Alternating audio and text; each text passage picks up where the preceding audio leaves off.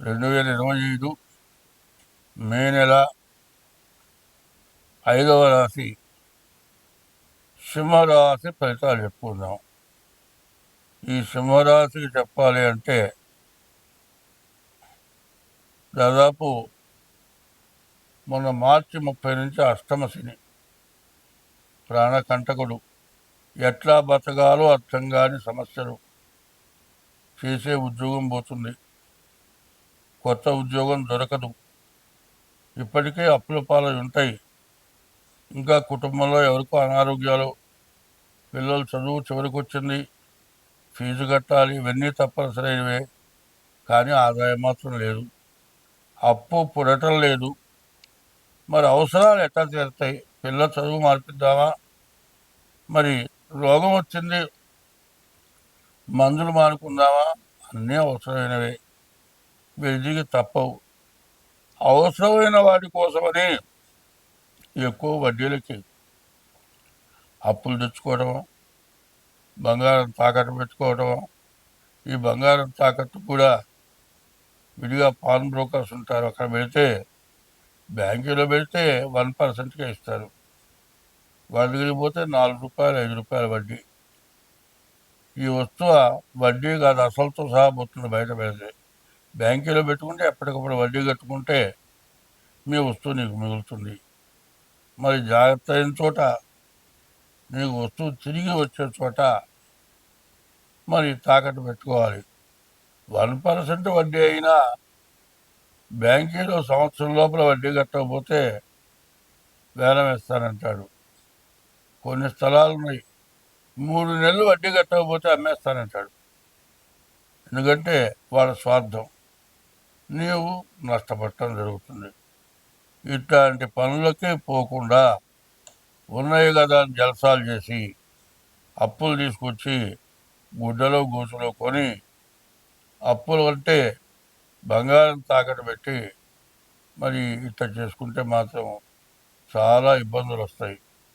ఏమవుతుందంటే మంచం అమ్మి చెప్పులు కొన్నట్ట. చెప్పులు 24 గంటలు వాడేది కాదు, ఎక్కడన్నా బయటకు పోయినప్పుడు వాడేది. మంచం ప్రతిరోజు రాత్రిపూట కనీసం 10 గంటల మంచం మీద పడుకుంటావు. మంచం అమ్మి చెప్పులు కొనటం ఏంది అంటే అది పద్ధతి కాదు. మెళ్ళో గొలుసమ్మి చెవులు పువ్వులు కొన్నట్ట. ఇవన్నీ తప్పుడు పనులు. గొలుసు అమ్ముకోవడం ఎందుకు?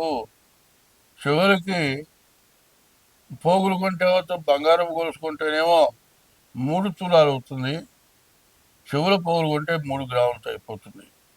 మిగతా డబ్బులు జలసా చేసేట. బాగున్నప్పుడు ఎప్పుడు కూడా మనిషికి ఎట్లా ఉండాలంటే, మనిషికి మంచి ఆలోచన ఎప్పుడు ఉండాలి. వచ్చిన డబ్బులు ఒక నెలలో రాలేదండి, ఓ నెలలో బాగా వచ్చినాయి. వచ్చిన నెలలో జాగ్రత్తగా వాడుకొని మిగతా డబ్బులు జాగ్రత్త చేసుకుంటే 2 నెలలు డబ్బులు రాని రోజున బతకడానికి అవకాశం ఉంటుంది.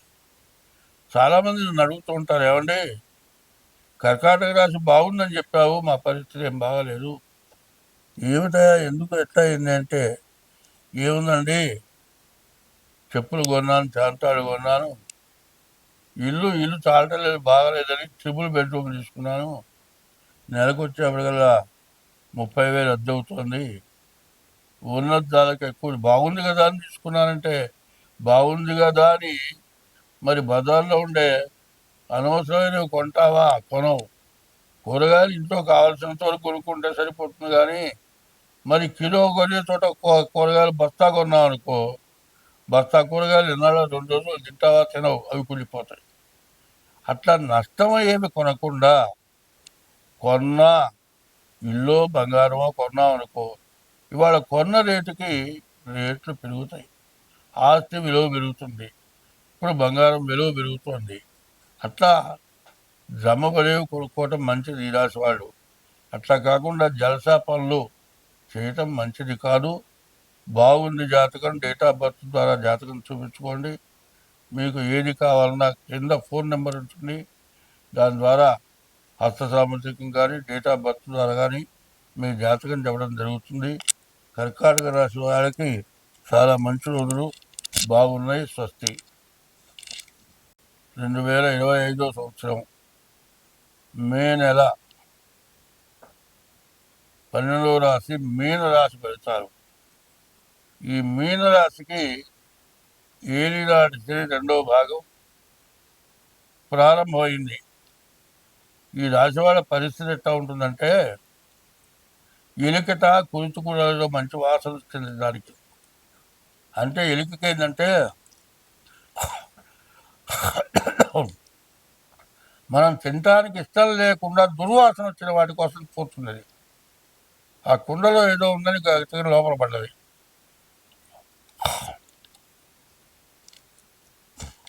ఆ లోపల పడ్డ ఎలిక సగం దూరం వచ్చి మళ్ళీ కుండలో పడుతుంది. ఎన్నిసార్లు ప్రయత్నం చేసినా ఆ కుండలో పడ్డ ఎలిక బయటికి రాలేదు. దాన్ని ఎవరైనా తీస్తే కానీ ఆ కుండలో నుంచి ఆ ఎలిక బయటికి రాలేదు. దాని బాధ ఎవరు తీర్చలేరు. ఈ ఏలినాడు శనిలో ద్వితీయంలో అంటే జన్మ లగ్నంలో మీనరాశిలో ఉన్న శని అంత ఇబ్బంది పెడతాట. తర్వాత వీళ్ళకి పుట్టరాని బుద్ధులు పుడతాయి. ఈ జన్మంలో శని ఉన్నవాట ఓ పెద్ద గోతులో పడతాట. వాడు పెద్ద పైకెక్కి రాలేని పరిస్థితిలో ఉంటాట. ఎవరో మనబోటి వాడు చూసి అయ్యో అందులో పడ్డాడే, చెయ్యి ఇచ్చి వాడిని పైకి దిద్దాం అనుకుంటాట. వాడేం చేస్తాడు, చెయ్యి ఇవ్వగానే పైన వాడిని గోతులో లాగుతాట. గోతులో పడేస్తాడు. పడేసి అలా నీ కింద గోతులో పడితే నువ్వు నన్ను తీసేవాడివా, నేను ఒక్కడనే ఉన్నా, నాకు తోడుగా నువ్వు కూడా ఉండు, నువ్వు నేను కలిసి పడదాం బాధ, ఒకరితోడు మాట్లాడుకుంటూ కూర్చున్నాం ఇక్కడ అని వాడిని కూడా అన్యాయం చేసి వాడిని కూడా భ్రష్టు పట్టిస్తాట. ఈ జన్మశని అట్లాంటి పనికిరాని పనులు చేస్తుందట. ఎందుకంటే తినే ఆహారంలో మట్టికి అసపోస్తే ఏమవుతుంది, ఎవ్వరు తినరు. ఆ మట్టి ఎవరు పోసారో తెలుస్తుందో తెలియదు. మట్టే కాదండి, కొంతమందికి అది ఆనందం. తినే ఆహారంలో ఏం చేస్తారు, 10 మంది తినడానికి వంట చేస్తే ఆ యజమాని మీద వీడి కోపం ఉంటుంది. అన్నింటిలో కాస్త కాస్త ఉప్పేస్తాడు. ఈ ఉప్పేసేపటికి తినడానికి ఎవ్వరికి పనికి రాకుండా నేల పాలైపోతుంది. చూసా నా అంత మగవాళ్ళు లేడు, తినేదాన్ని తినకుండా చేశాడు నా తెలివితేటలు అని గొప్పలు చెప్పుకుంటారు. అంటే ఈ జన్మశని అట్లాంటి పనికిరాని, ఎందుకు పనికిరాని పనులు చేయిస్తుంది. కాబట్టి ఎప్పుడు కూడా మంచి చేయడానికి ప్రవర్తించాలి. ఒక కష్ట టైంలో మనకి ఎవరైనా అపకారం చేస్తే ఇట్లాంటివి ఏదో ఒకటి చేసి మళ్ళీ వాళ్ళకి తిరిగి ఏదో చేసి కక్ష తీర్చుకుందాం అనుకుంటారు చాలామంది. అది చాలా తప్పు. మనకు బాధలు వచ్చినాయి అంటే పూర్వజన్మలోనో ఈ జన్మలోనో మనం చేసినటువంటి పాపం వల్ల మనకు బాధలు వచ్చినాయి. అటువంటి బాధలు వచ్చి పడటమే కాక వాడేదో చేశాడు, వాడి వల్ల నేను నష్టపడ్డాను, వాడిని ఏదో చేద్దాము అని ఆలోచించడం చాలా తప్పు. ఇట్లాంటి టైంలో ఏమవుతుందంటే, భార్య ఉంది, 2 పిల్లలు ఉన్నారు, తల్లిదండ్రి ఉన్నారు, ఇంట్లో ఇబ్బంది, తల్లిదండ్రులకి భార్యకు కావాల్సినవి ఇవ్వలేక, పిల్లలకు చదువు చెప్పించలేక, బయట వచ్చే ఆదాయం చాలక ఇబ్బంది పడే టైంలో ఒక మహాతల్లి బయలుదేరుతుంది. చాలా అందంగా ఉంటుంది, వీడితో బాగా మాట్లాడుతుంది, వీడి వెంబడి పడుతుంది. అబ్బా ఇక్కడ నాకు చాలా బాగుంది అనుకుంటాడు, దాని వెంబడి పడతాడు, దాంతో తిరుగుతూ ఉంటాడు. ఇది ఎక్కడో పెళ్ళాం దగ్గర బయటపడుతుంది. చూసావా, ఇంత కష్టపడి పస్తు పడుకొని వేళకి వాడికి అన్నం పెట్టి పంపిస్తే బయట కష్టపడి సంపాదించడం కాక దాని వెంబడబడ్డాడు. దానికి మొగుడు పిల్లలు ఉన్నారు, అదేమో మొగుడు పిల్లలు వదిలిపెట్టింది, వీడియో ఇంట్లో పెళ్ళాం పిల్లలు వదిలాడు, ఇద్దరు ఏకమైనారు. ఏమంటారు, సినిమాలో పాట రాశారు, ప్రేమ పక్షుల మనం ఎవరేమన్నా ఇక వినం అంటారు. ఇట్లా మాట్లాడుకుంటూ ఆనందం అనుకుంటారు. ఇట్లా కొన్నాళ్ళ పాటు ఆనందంగానే ఉంటుంది. తెలిసిన తర్వాత ఏం చేస్తుంది, ఈ పెళ్ళాం ఉంటుంది, ఆమె తల్లిదండ్రులు ఉంటారు, అమ్మా నువ్వు బాధపడలేవు, పిల్లల్ని అక్కడ వదిలేసడానికి ఇంకో పెళ్లి చేస్తామని వాళ్ళు పెళ్లి చేస్తారు. నీ తల్లిదండ్రుల దగ్గర పిల్లలు వదిలేస్తారు. ఆమె పోయి ఇంకో పెళ్లి చేసుకుని ఉంటుంది. నీ అమ్మడబడ్డ ఆమె నీ దగ్గర వచ్చిన డబ్బులు అయిపోయినాయి కాబట్టి నిన్ను వదిలేస్తుంది. నీ పెళ్ళాం ఇంకో పెళ్ళి, నీకు పెళ్ళాం లేదు, నీ పిల్లల్ని సంరక్షణ చేసేవాళ్ళు లేరు. ఇక చూడండి, ఈ నరకం ఇంకోటి లేదక. అంత నరకం. ఈ చేసిన పని మహాపాపం. ఎందుకంటే పిల్లల్ని దిక్కు లేని వాళ్ళని చేశావు. మరి పరాయి స్త్రీ మోహంతో పెళ్ళాన్ని వదిలిపెట్టావు. ఆ పెళ్ళాం పోయి పెళ్లి చేసుకుంది. నువ్వు ఇంకో దాన్ని చేసుకుంటావు. నీ పిల్లల్ని ఆ ఉత్సాహం చూస్తుందా? చూడదు. తల్లిదండ్రులు నీ పిల్లలు పెద్దవాళ్ళ అయ్యేంత వరకు నీ తల్లిదండ్రులు వాళ్ళని చూస్తారా? చూడండి, జీవితం మొత్తం ఒక స్త్రీ వ్యామోహంతో సర్వనాశనం అయిపోయింది. అదే చింతామణి నాటకంలో చూపిస్తాడు. ఎందుకంటే ఎప్పుడు కూడా పరస్త్రీ వ్యామోహంతో రావణాసురుడు చచ్చాడు.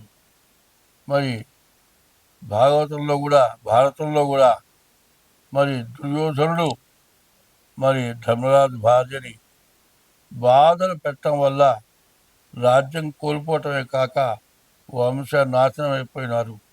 కాబట్టి ఇట్లాంటి తప్పుడు పనులు చేయకుండా అందరూ ఉండాలి. ఎప్పుడు కూడా హిందూ మతంలో ఒక భార్యకి ఒకటే భర్త, మళ్ళీ రెండోసారి పెళ్లి చేసుకోమని లేదు. అయితే రెండో పెళ్లి ఎందుకు చేస్తున్నారంటే మరి భర్త పోయిన తర్వాత ప్రతివాడితో కలిసి తిరిగి తన ఆరోగ్యం నాశనం చేసుకొని పెద్దవాళ్ళకి అపరదిష్ట చేయకుండా, అపరదిష్ట రాకుండా ఉంటానే పెళ్లి చేస్తున్నారు. రెండో పెళ్లి పెళ్లి కాదు, రెండో భర్త భర్త కాదు.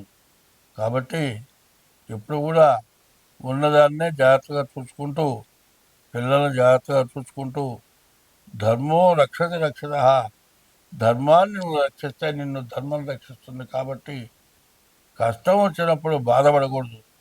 కష్టాన్ని గుర్తుపెట్టుకొని సుఖం వచ్చినప్పుడు జాగ్రత్త పడటం ఇది చాలా అవసరం. ఇట్లాంటి టైములు మళ్ళీ రావు. మరి జన్మశని చాలా బాధాకరమైంది. మీ జాతక రీత్యా చూపించుకొని దానికి ఏం కావాలో చేసుకోండి. అన్ని విధాలా బాగుంటుంది. స్వస్తి.